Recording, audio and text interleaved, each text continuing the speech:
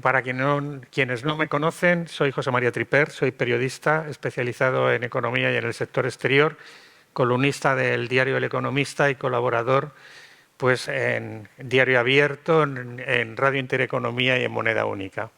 Me acompañan hoy en esta mesa redonda para hablar de la situación geopolítica y las implicaciones para el comercio a Alicia Varela, que es directora general de Comercio Internacional e Inversiones del Ministerio de Economía, doña Ana Esmeralda Martínez, directora general de Diplomacia Económica del Ministerio de Asuntos Exteriores, Ricardo Santamaría, director de Riego País y Gestión de Deuda de CESE, y Judith Arnal, que es investigadora senior del Real Instituto Elcano. El desarrollo de la mesa, para que ustedes tengan un poquito de idea de cómo lo vamos a hacer, haremos una pequeña introducción con una pregunta general a los 4 ponentes que me acompañan.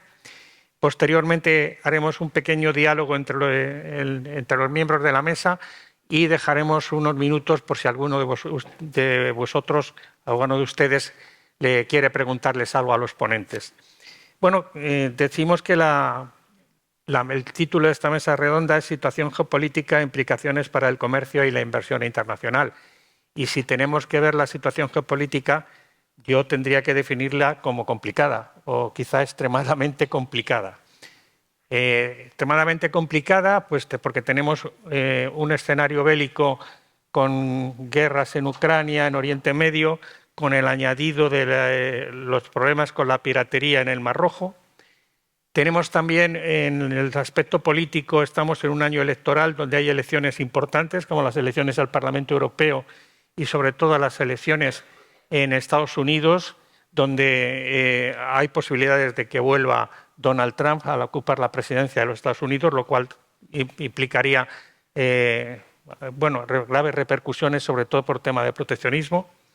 Tenemos también el escenario económico, donde tenemos una situación en Alemania de práctica recesión y de crecimientos muy débiles en la Unión Europea, que recuerdo sigue siendo el destino de más del 60% de todas nuestras exportaciones. Y venimos de un año en el que la exportación española ha caído un 1,4% y sobre todo nuestras importaciones por encima del 7%.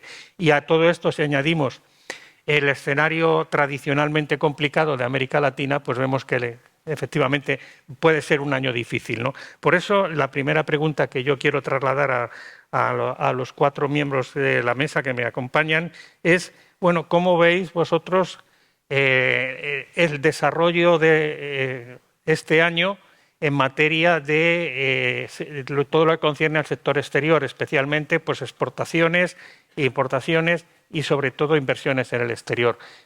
Alicia, el orden de intervención, Alicia primero, después Ana, luego Ricardo y luego Judith.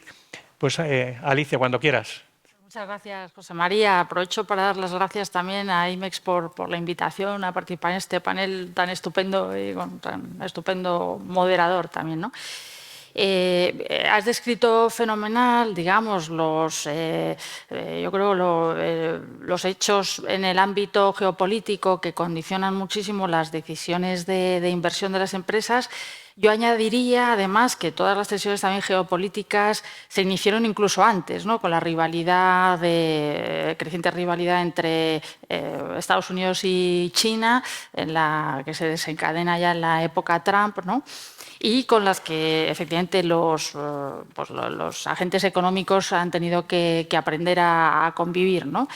Y no solo con eso, sino también con la reacción de los países y bloques de países a esta situación geopolítica o la nueva situación internacional. Y con eso me refiero, por ejemplo, al nuevo concepto acuñado de seguridad económica, que en realidad surge un poco en Estados Unidos y con la inspiración de esas iniciativas en el ámbito de la administración estadounidense.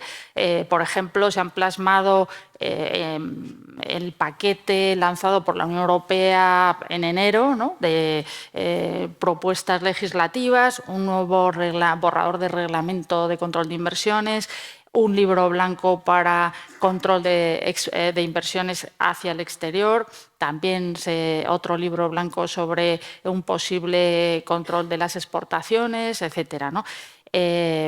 Efectivamente, todo esto afecta a las decisiones, sin duda, de los agentes de invertir o plantearse su internacionalización, ¿no? Pero hay otras vertientes también de la seguridad económica, como ha sido, por ejemplo, también la iniciativa comunitaria del Global Gateway, que pretende movilizar 300.000 millones de euros hasta 2027 para cubrir el déficit de infraestructuras, ¿no? Que da también unas grandes oportunidades potenciales, ¿no?, de negocio, ¿no? Pero que se percibe, o sea, utilizar eso por parte de la Unión Europea también para no dejar de mantener una influencia en los países afines y también para aprovisionarse digamos, de insumos fundamentales para la doble transición verde y digital, ¿no? Otros aspectos también, o sea, en realidad esto es una reacción, la Unión Europea no es la única, no deja de ser una reacción a la iniciativa china de la ruta y la franja, en virtud de la cual pues, se han firmado 200 acuerdos económicos con más de 140 países o áreas, también de grupos e instituciones. Y bueno, en ese sentido, y eso también, otro aspecto que influye a las decisiones empresariales, no deja de estar provocado por este amplio concepto de seguridad económica, es la iniciativa de los países desarrollados de reindustrializarse, ¿no? E intentarlo al menos, ¿no?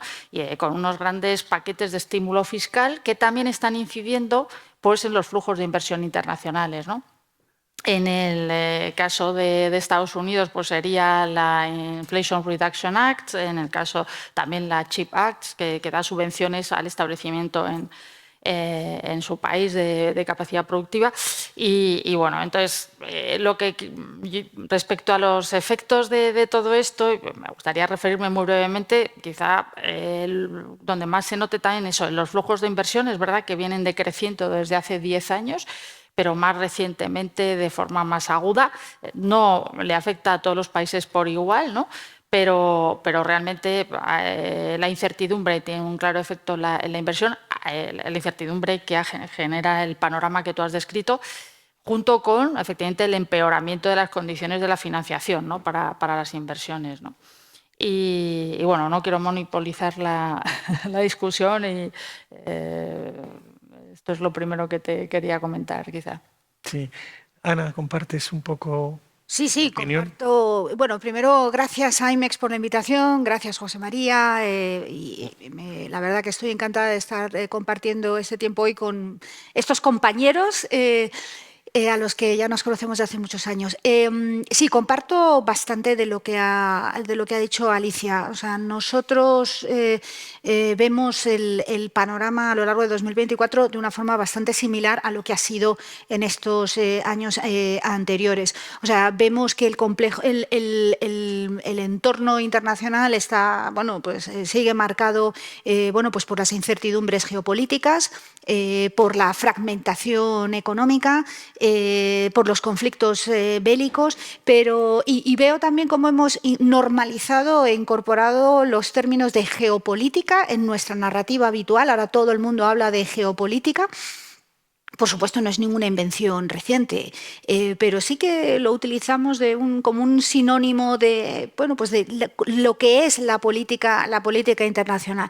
Pero déjame centrarme en una serie de factores que considero que son los más importantes, porque están afectando ya a los flujos de comercio y a los flujos de inversión. Vemos cómo hay muchos países que están tratando de diversificar lo más posible y reducir las dependencias de ciertos suministradores y de trabajar más con lo que se ha dado en llamar los países geopolíticamente alineados, ¿no? ¿Qué es eso? Todavía no lo tenemos muy claro, pero definitivamente vemos que los flujos de comercio y de inversión están empezando a reflejar esas preferencias de carácter político, esa cercanía, y eso es un factor que hay que tener en cuenta. Pero para mí lo más importante en 2024 va a seguir siendo, en primer lugar, los retos de carácter político. Es decir, tenemos cambios de gobierno y elecciones en países clave para la economía mundial. Le hace Estados Unidos, por supuesto, en noviembre, Taiwán con un cambio presidencial muy próximo, India, no nos olvidemos de ello, e Indonesia también como uno de los grandes gigantes emergentes en el sudeste asiático. En segundo lugar, seguimos teniendo un problema de fragmentación de la economía mundial, o sea, todas esas vulnerabilidades críticas que emergieron durante la pandemia siguen estando ahí y eso nos está generando la emergencia de bloques, que como vamos a ver, son bloques que cada vez compiten más entre ellos. El tercer factor es la competencia por los recursos naturales. Esto no es nuevo en la economía mundial, pero ahora estamos en una etapa en la que se recrudece esa competencia, primero porque el juego de la oferta y la demanda se ha intensificado notablemente por la incorporación de países como China, como India, como Brasil a la estructura productiva mundial y son demandantes de nuevos recursos naturales y luego también por los retos que plantea la transición energética, que está transformando radicalmente nuestras economías e incorpora nuevos inputs productivos, los dados en llamar las materias primas críticas, que además se concentran en regiones del mundo que no son especialmente pacíficas o estables. América Latina y África, por distintos motivos cada una de ellas, ¿no? Pero eso añade un componente político muy importante a todas estas dinámicas.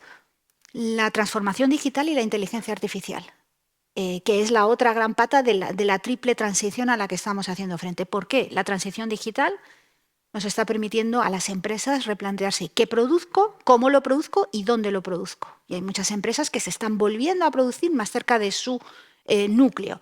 Y la inteligencia artificial también demanda nuevas actividades industriales, nuevos procesadores especializados relacionados con la inteligencia artificial, que de nuevo nos devuelve al punto anterior. Y por último, la guerra y la utilización de la coerción para la consecución de objetivos políticos. Lo hemos visto claramente con los dos conflictos que tenemos abiertos, muy cerca de nuestras fronteras. Ucrania, la invasión rusa de Ucrania y el conflicto en Oriente Medio. En ambos casos, las consecuencias económicas han sido indirectas, además, exacerbadas por la utilización, por la cautiva de insumos básicos, poniendo en riesgo la seguridad alimentaria, en el caso de Ucrania, y por supuesto materiales críticos, y en el caso de Oriente Medio, esta guerra de proxies que está utilizando el terrorismo en el canal de Suez y afectando al transporte mundial. En resumen, ¿cómo vemos la situación actual? Pues el producto de bloques emergentes que están compitiendo entre ellos y que nos obliga a posicionarnos a España, por supuesto, y a Europa en su conjunto en este nuevo entorno internacional. Pero bueno, esto lo dejamos más para el debate a continuación. Ricardo, en este contexto, me imagino que por supuesto, que sabes que conozco bien la empresa, habréis evaluado los riesgos, países y sectores de riesgo y de oportunidad en este difícil contexto de 2024. Sí, muy buenos días a todos y, por supuesto, muchísimas gracias a los organizadores. Efectivamente, como sabes, tenemos un departamento de estudios que trata precisamente de seguir tanto las economías emergentes fundamentalmente como las circunstancias que concurren en la economía internacional para tratar de anticipar cuáles son las políticas de cobertura más ajustadas a los riesgos que se vienen produciendo. Y desde ese contexto, en CESCE venimos observando que el año 2024, sin duda alguna, es el año, como se ha dado en llamar, de las urnas y de las armas. Porque con un crecimiento frágil y débil por lo disminuido y frágil por lo fácil que puede precipitar en un empeoramiento, depende sustancialmente de los conflictos bélicos, dos de ellos principalmente, la guerra de Ucrania y la guerra de Oriente Próximo, y seguramente también del resultado de las muchísimas elecciones que se van a producir este año, pero 73 elecciones, más de la mitad de la población del mundo va a tener que decidir este año el futuro de muchos gobiernos.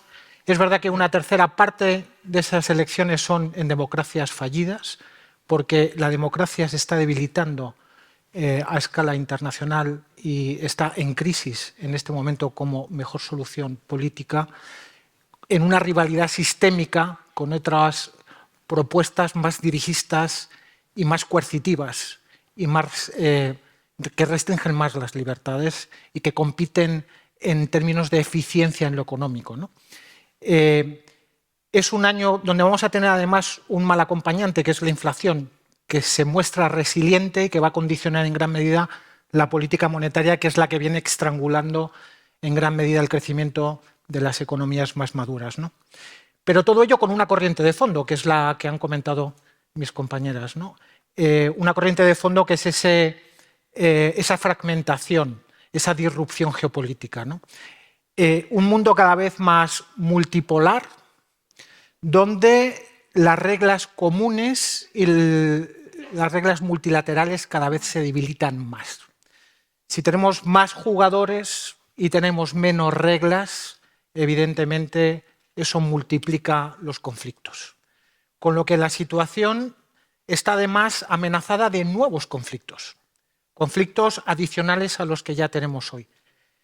Un mundo donde surge el recelo y la desconfianza frente a la colaboración, frente a la globalización de la década de los 80 y fundamentalmente de los 90, ha surgido una deglobalización, un mundo con un creciente proteccionismo donde nacen los conceptos de seguridad económica, de autonomía estratégica más o menos abierta, donde nacen los conceptos del nearshoring, del friendly shoring, donde se pone en duda el posicionamiento por parte de las empresas en países de distinto bloque, donde además hay una clara rivalidad, ¿no?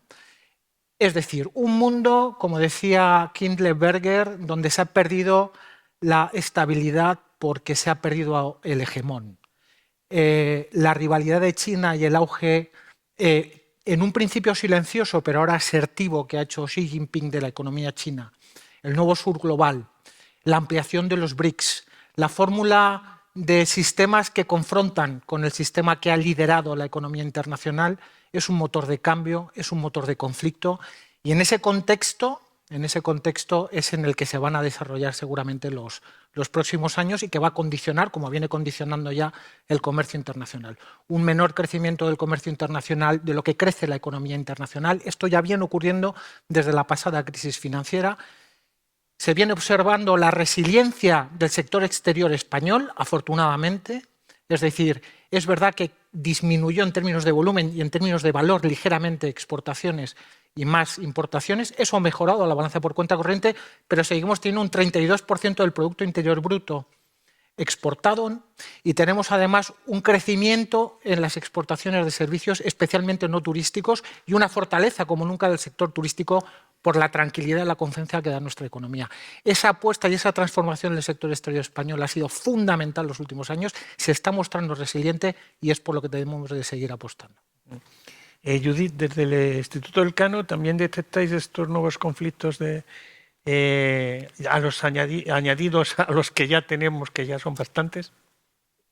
Buenos días, muchas gracias por la invitación al Real Instituto Elcano a IMEX y gracias, José María, por la moderación y todo un placer estar con ilustres compañeros en esta mesa redonda. Y yo quiero enlazar con lo que ha estado comentando Ricardo, y es que estamos en un mundo crecientemente multipolar. Y como bien dice Josep Borrell, un mundo multipolar no puede ser un mundo multilateral. Y la Unión Europea se ha beneficiado mucho del multilateralismo. Basta con ver los datos para 2022 del Banco Mundial. En términos de comercio exterior sobre PIB, la Unión Europea se situó en el 106% frente al 38% de China o el 25% de Estados Unidos. Y buena prueba de que la Unión Europea ha identificado los beneficios del multilateralismo y de una economía abierta es que una de las primeras políticas en las que los Estados miembros mutualizaron su soberanía fue precisamente la política comercial de la de la Unión Europea. Me voy a quitar el pendiente porque creo que está... perdón. Y de hecho, además, es una política que es una competencia exclusiva de la Unión Europea y en la que ni siquiera hace falta unanimidad para llegar a acuerdos entre Estados miembros. Pero, ¿qué está pasando con los pilares de la política comercial de la Unión Europea? Pues los principales pilares, desde mi punto de vista, se están empezando a debilitar. El primer pilar, llegar a acuerdos de libre comercio. Pues sí que es cierto que recientemente se han llegado a acuerdos de libre comercio con Kenia, con Nueva Zelanda, con Chile, pero las negociaciones comerciales con Australia colapsaron. Sabemos todos los problemas que está habiendo para llegar a acuerdos con Mercosur. Y ni qué decir de Estados Unidos. Todo el mundo habla de la administración Trump como proteccionista, pero es que la administración Biden no ha sido más aperturista. De hecho, han abandonado incluso la idea de llegar a acuerdos de libre comercio en el sentido tradicional y por eso nos encontramos ahora en el marco del Trade and Technology Council, que está muy bien para que haya convergencia regulatoria, pero eso no es un acuerdo de libre comercio en el sentido tradicional. En segundo lugar, el segundo pilar de la política comercial de la Unión Europea tradicionalmente ha sido la Organización Mundial del Comercio. Estos días está teniendo lugar la 13ª conferencia ministerial, pero es una institución que necesita ser reformada, es decir, una institución en la que es necesario llegar a consensos cuando hay más de 160 Estados miembros, donde China accedió en 2001, pero realmente no se ha producido una liberalización real de la economía china, y donde el organismo de resolución de disputas no funciona porque no quiso renovarlo la administración Trump, pero tampoco la administración Biden, es una organización que no funciona. Y eso es un problema para el multilateralismo.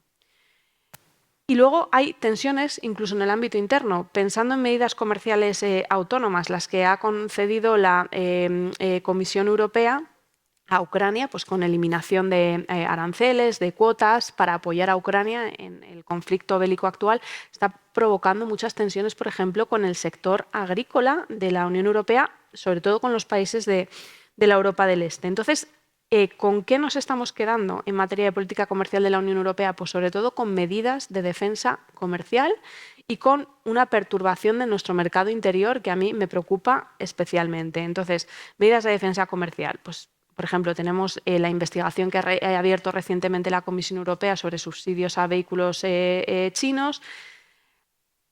Como comentaba Alicia, se están explorando una serie de herramientas que no son competencia de la Unión Europea, que son competencias de los Estados miembros porque afectan a la soberanía nacional, a la seguridad nacional, como pueden ser, pues, por ejemplo, los mecanismos de control de exportaciones. Se está explorando la posibilidad de que haya mecanismos de control de inversiones salientes.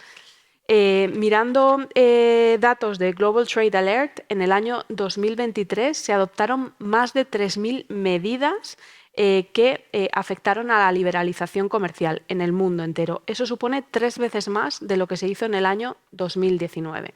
Entonces, obviamente, la situación es preocupante. ¿Qué pasa con la Unión Europea? La parte positiva es que gran parte del comercio exterior de los países de la Unión Europea es dentro de la propia Unión Europea, más del 50%. Y por ello me refería a la importancia de preservar el mercado interior. Yo aquí lo que veo es que hay una serie de marcos temporales de ayudas de Estado que se están aprobando por parte de la Comisión Europea y que lo que hacen es poner en una posición mucho más ventajosa a países que tienen más músculo fiscal. Entonces yo aquí lo que pediría es que en este marco geopolítico, o sea, que el árbol no nos deje ver, no nos impida ver el bosque y que realmente, por supuesto, hay que defender el multilateralismo hacia afuera, pero también el mercado interior hacia adentro. Y bueno, a pesar de todo esto, como decía Ricardo, la verdad es que el comercio exterior en España y el sector exterior se está comportando de manera extraordinaria, lo cual supone un reconocimiento, yo creo, a toda la labor que se está haciendo tanto desde el sector público como desde el sector privado. Y querría reivindicar el sector servicios porque muchas veces se demoniza, se denosta. No, es que España es un país de servicios. Sí. Y, de hecho, si vemos los datos de cuenta corriente de los distintos Estados miembros de la zona euro, España es el país que aporta más en términos nominales a la balanza de servicios de la zona euro, con un superávit de 90.000 millones de euros frente a un déficit en la balanza de servicios de más de 50.000 millones de euros por parte de Alemania, con lo cual creo que es algo que hay que potenciar y de lo que estar orgulloso. Lo dejo aquí. Bueno, estáis hablando de servicio, evidentemente. Es que muchas veces olvidamos que el turismo también es exportación.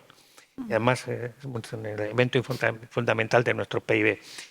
Habéis hablado ahora mismo de medidas de defensa comercial, habéis hablado de política de bloques, habréis hablado de crecimiento frágil, habréis hablado de búsqueda de producción en zonas próximas. Todo esto, os pregunto, ¿vamos a volver o estamos volviendo de nuevo a políticas proteccionistas a nivel internacional y a un retroceso en la globalización? Si queréis por el mismo orden.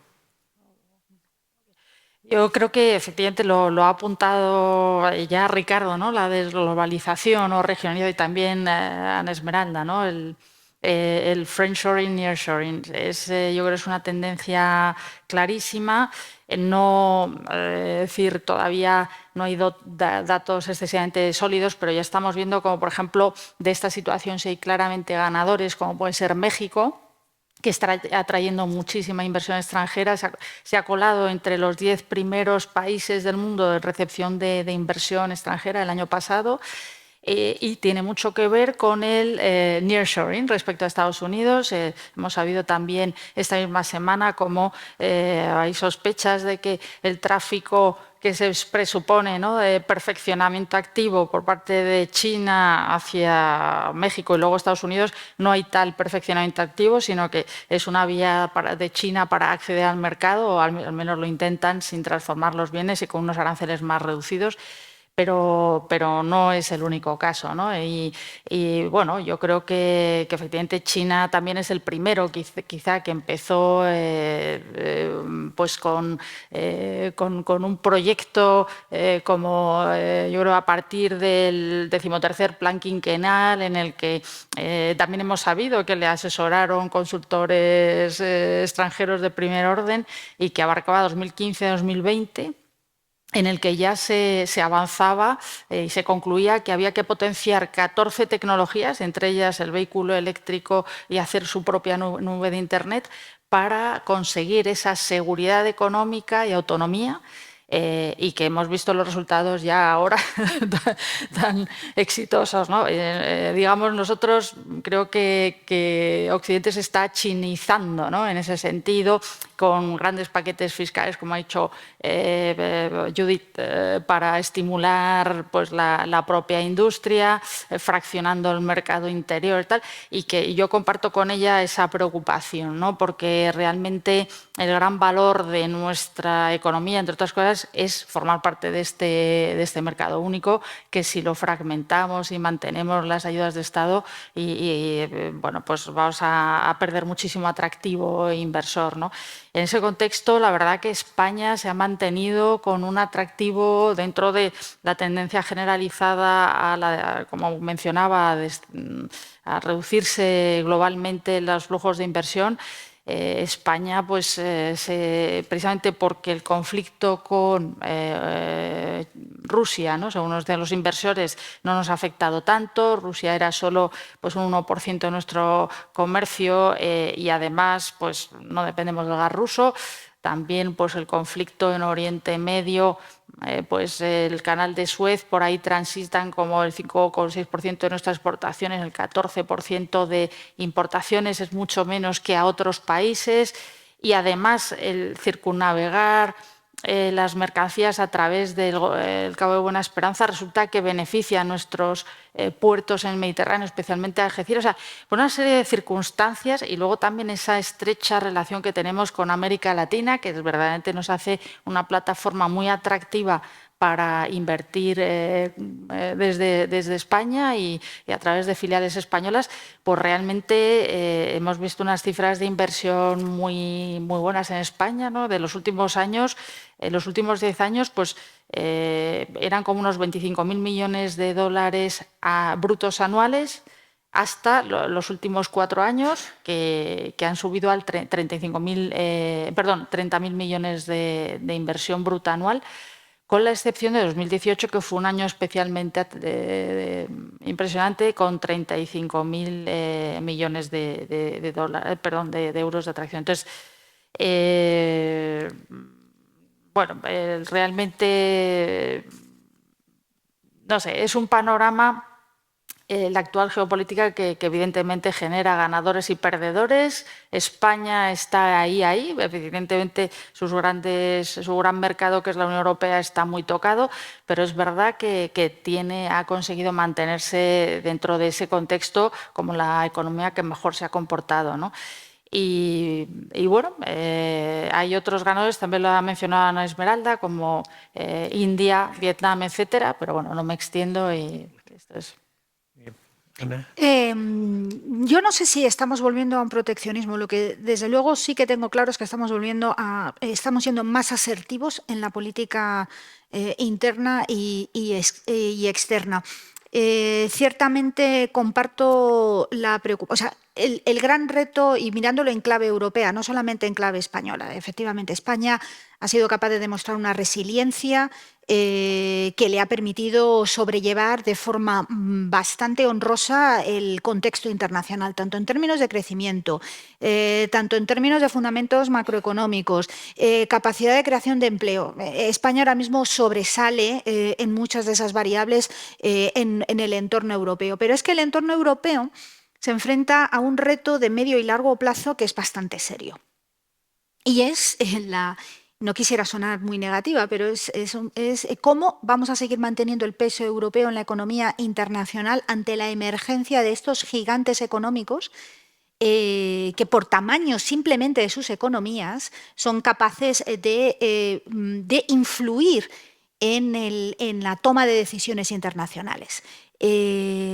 China es la segunda economía mundial. India está escalando puestos y probablemente se coloque también adelante a Japón muy pronto, si no lo ha hecho ya. Entonces, todos estos cambios van a implicar y están implicando ya un cambio en cómo funciona el sistema económico internacional, ¿no? Y sobre todo, lo más preocupante, la toma de decisiones.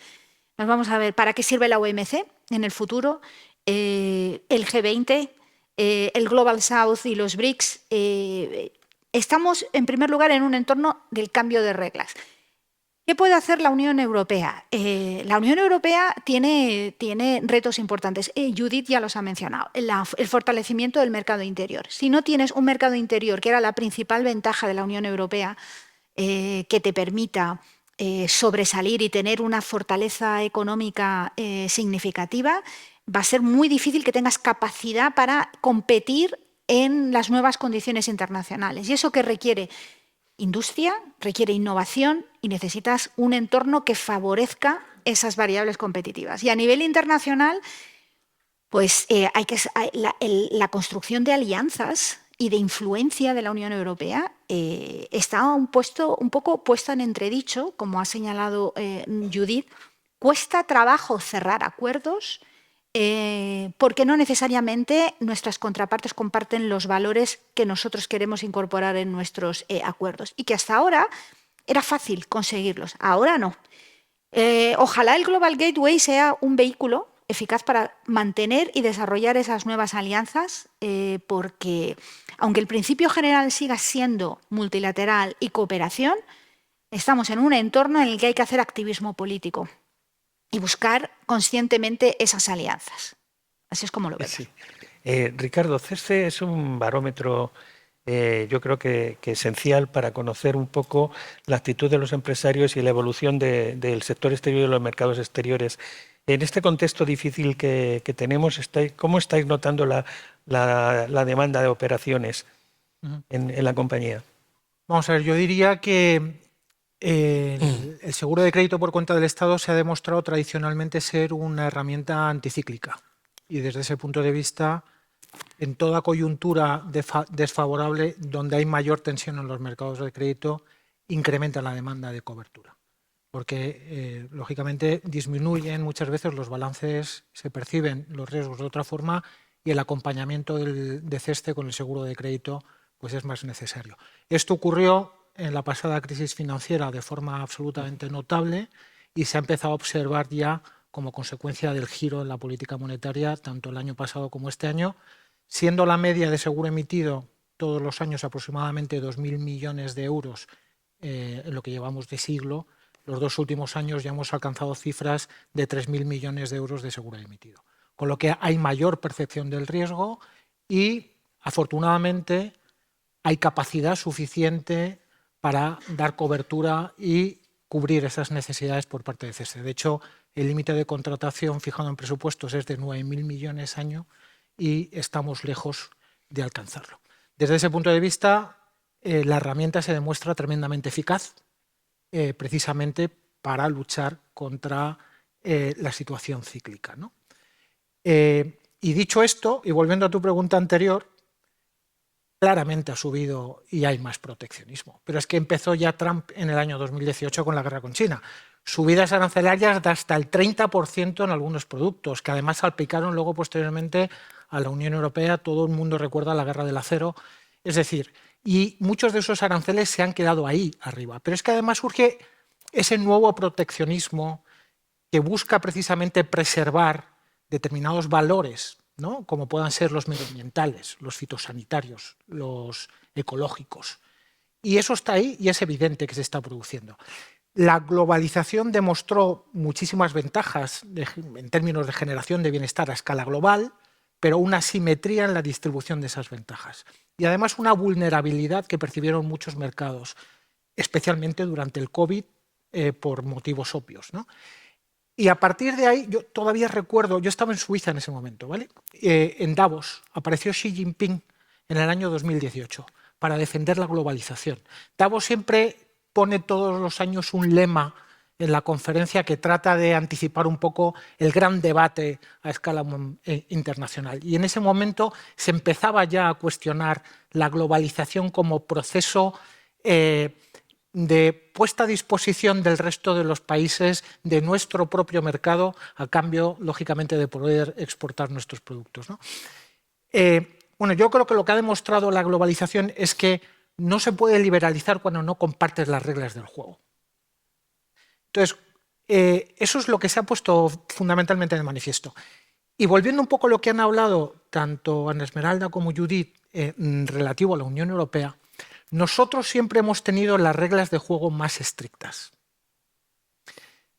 Y si tienes dos opciones, o convences al resto del mundo que adopte tus reglas, el famoso efecto Bruselas, que cada vez está más cuestionado, o adaptas tú las reglas que tienen los demás, lo que va un poco en contra de tu filosofía o tu cultura, o te conviertes en una isla de precios. Convertirse en una isla de precios es incrementar el proteccionismo. No significa disminuir los intercambios con el resto del mundo. Cuidado, no significa necesariamente eso, sino que solo va a poder entrar con protección lo que tú no eres capaz de cubrir y que cuando tú quieres salir fuera, si quieres ser competitivo, tienes que ajustar el precio, como se hacía en la PAC antaño, lo cual sale carísimo. Hay países tremendamente proteccionistas y son de los países más abiertos del mundo, volviendo, por ejemplo, al caso de Suiza. Son posiblemente de las economías más abiertas del mundo, pero también de las más proteccionistas. Ser una isla de precios es tremendamente complicado y tremendamente costoso. Requiere además una competitividad en materia de innovación y en materia de tecnológico que, bueno, pues no todos los mercados de la Unión Europea son capaces de prestar. Y además no todos tienen las mismas capacidades fiscales, como comentaba Judith, para atender las necesidades de su industria. Entonces, ahí es donde España tiene un reto dentro de la Unión Europea y ese es el gran reto que tiene la Unión Europea en este nuevo mundo al que nos estamos enfrentando, ¿no? Judith, el fortalecimiento del mercado interior del que hablabas en tu anterior intervención, ¿eso puede ser un mecanismo dentro de la Unión Europea para ser competitivos en este nuevo ambiente de proteccionismo a nivel internacional?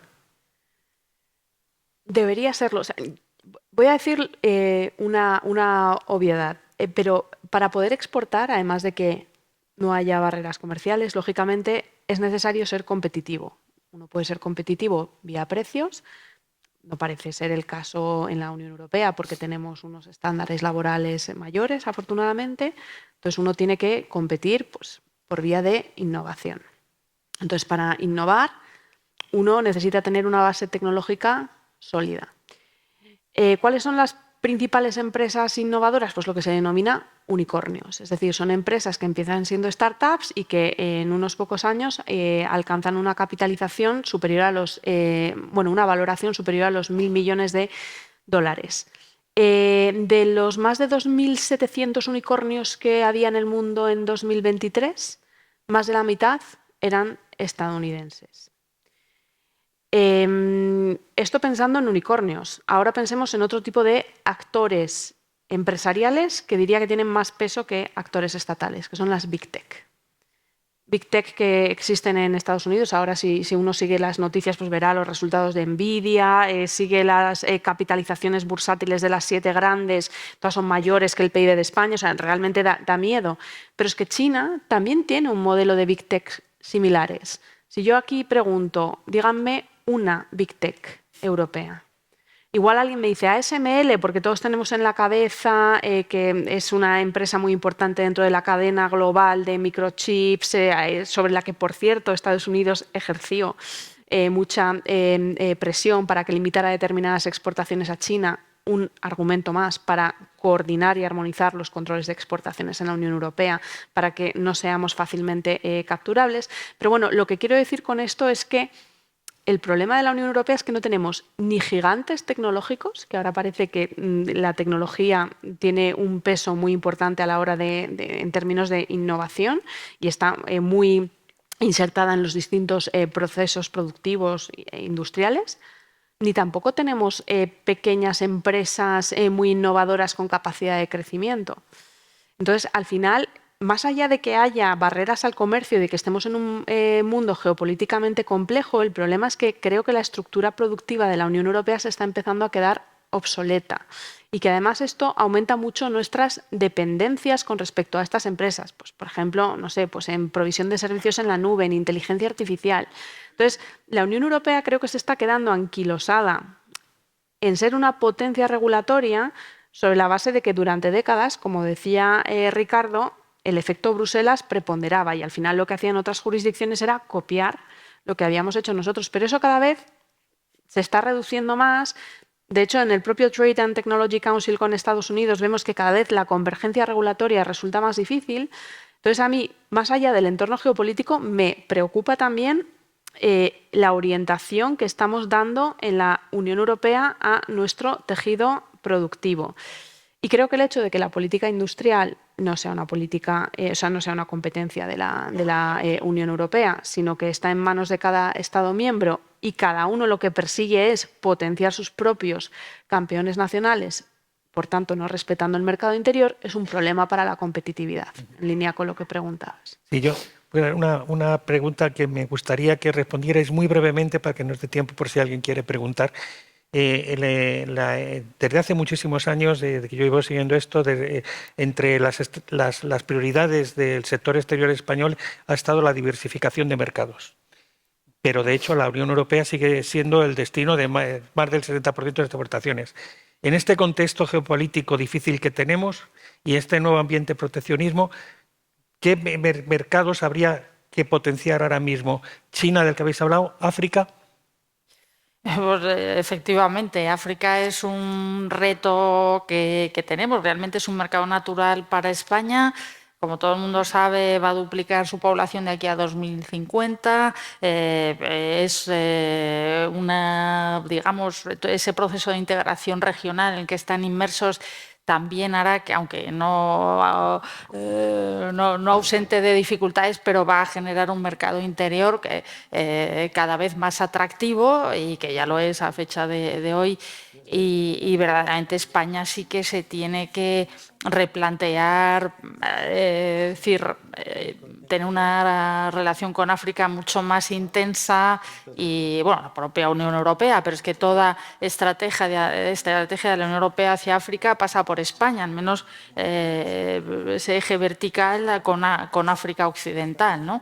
Y realmente ahí es donde nosotros en África, España no tiene suficientes empresas. Nosotros a través de los instrumentos financieros de la Secretaría de Estado tratamos de apoyarlas al máximo para tener un volumen cada vez mayor de empresas que hasta se puedan plantear invertir, pero hay algunas inversoras y buenas y muy potentes, pero la verdad es que todavía no tenemos tantas como en otras zonas del mundo, ¿no? Pero es ahí donde verdaderamente la iniciativa de Global Gateway, que de esos 300.000 millones que pretende apalancar de aquí a 2027 para inversión en infraestructuras, la mitad debería ir a África. Y esto sí que nos ayudaría muchísimo a conseguir financiación para inversiones en África, para proyectos de infraestructura de todo tipo. O sea, España, además, las empresas españolas pues, son muy potentes en cuestión de ingeniería, del ciclo del agua, de renovables, un montón de sectores, agroindustria, donde habría una transferencia de tecnología, ¿no? Y brevemente también. Yo brevemente destacaría dos áreas. África, de hecho estamos trabajando en un nuevo plan África para abordar la estrategia de nuestras relaciones exteriores con el continente, y el Indo-Pacífico. No nos podemos olvidar del Indo-Pacífico. Ricardo. Totalmente de acuerdo. Vamos a ver, ahora mismo creo que es un 61% Unión Europea, 10% adicional al resto de Europa. Norteamérica 6%, Latinoamérica casi un 5%, África en torno al 5%, Asia 6 y algo por ciento. Clarísimamente desde el punto de vista de la alianza estratégica abierta, Latinoamérica y África son dos zonas que deben de ser absolutamente prioritarias para la Unión Europea. Y África hoy por hoy es un tablero de ajedrez que se está disputando China y Rusia con precisamente la Unión Europea, donde cada vez son más influyentes las políticas de diplomacia económica de China, principal acreedor, que además no valora ni premia las democracias, sino que es una diplomacia mucho más pragmática, que posiblemente esté provocando además que muchas juntas militares hayan adoptado o hayan pasado a formar parte de los gobiernos de Níger, Mali, Guinea-Conakry, Burkina Faso. Es un territorio, por lo tanto, que en este momento está siendo perseguido por las principales potencias, sin ninguna duda por su relevancia desde el punto de vista del suministro de materias primas, muchas de ellas estratégicas, como es en el caso del Congo el cobalto, por ejemplo, imprescindible para las nuevas tecnologías, ¿no? Latinoamérica, por supuesto, el Global Gateway y la presidencia española de la Unión Europea puso especial énfasis en la cercanía de Latinoamérica y la importancia que tiene en el nuevo mundo global en el que vivimos, ¿no? Con lo cual, decididamente esas dos zonas geográficas tienen que ser prioritarias. Pero, dedicándome al tema del riesgo país, no puedo estar más de acuerdo con Ana Esmeralda en que hay países de muy reducido riesgo y tremendo potencial comprador de España, como son todas las grandes economías del sudeste asiático. Tailandia, Filipinas, Indonesia. Son países con un perfil de riesgo fantástico, donde la penetración y el potencial de crecimiento de la economía española en términos de internacionalización son muy grandes. Y eso hay que valorarlo también. Es el gran reto que tenemos siempre. Judy, brevemente. Sí, muy brevemente. Yo solo querría dar dos datos, y son los de exportaciones de mercancías de España a América Latina en el 2023, que fueron 19.960 millones de euros, y a África fueron 19.870 millones de euros, es decir, casi a la par. Pero si vemos la descomposición por países, Marruecos se lleva la palma, es decir, no hay ningún otro país de América Latina al que España exporte tanto como a Marruecos, donde se exportaron más de 12.000 millones de euros. Con lo cual, esto implica que España cada vez está mejor posicionada como punta de lanza hacia América Latina y África. Bueno, hemos consumido prácticamente el tiempo, pero no sé si hay alguna pregunta. Sí. Que me diera su opinión. Buenos días. A nivel de riesgo le preguntaría al señor Santamaría que nos diera su opinión sobre los países del Magreb. ¿Cuál es la situación con respecto a España concretamente y las coberturas que ustedes le darían? Bueno, pues yo creo que para no marear a todo el mundo, si quiere cuando termine le contesto por separado, pero el norte de África ahora mismo está en una situación tremendamente complicada por unos motivos u otros. Refiriéndome a Argelia, pues es un mercado, vamos a decir, suspendido desde hace no mucho tiempo y que esperamos poder volver a recuperar porque es trascendental. La economía egipcia en este momento está atravesando unas circunstancias especialmente complejas que esperamos se superen con un acuerdo inminente con el Fondo Monetario Internacional, pero es una de las principales damnificadas del conflicto de Oriente Próximo porque necesita los ingresos masivamente que obtenía a través del canal de Suez y que han disminuido, y del turismo, que son las dos principales fuentes de ingreso externo. Existen economías como la tunecina que están experimentando una situación política tremendamente compleja.